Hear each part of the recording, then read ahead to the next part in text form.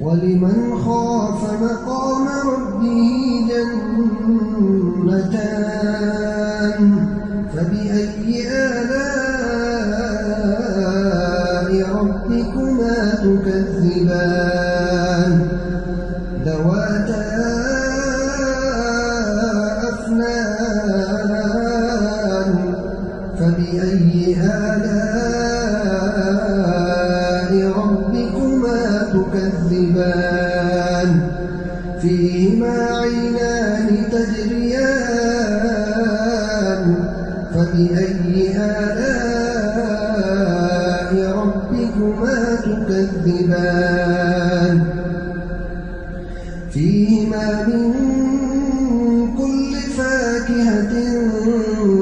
زوجان فبأي آلاء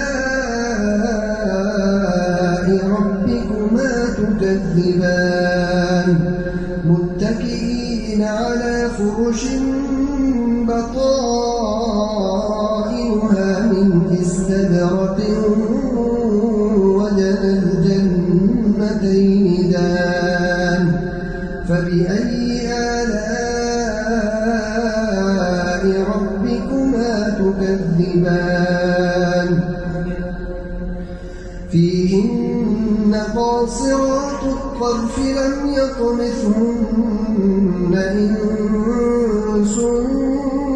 قبلهم ولا جان فبأي آلاء ربكما تكذبان